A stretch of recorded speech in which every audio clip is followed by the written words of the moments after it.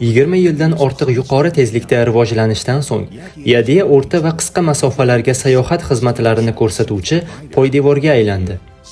Yadia 100 dan ortiq mamlakatlar va mintaqalarda yaxshi sotiladi hamda 60 million foydalanuvchiga xizmat qiladi.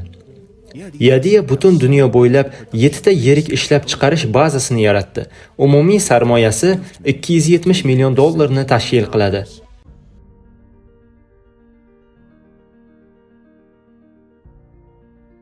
Yadia Yevropa ittifoqi ko'rsatkichidan o'tishda yetakchilik qiladi.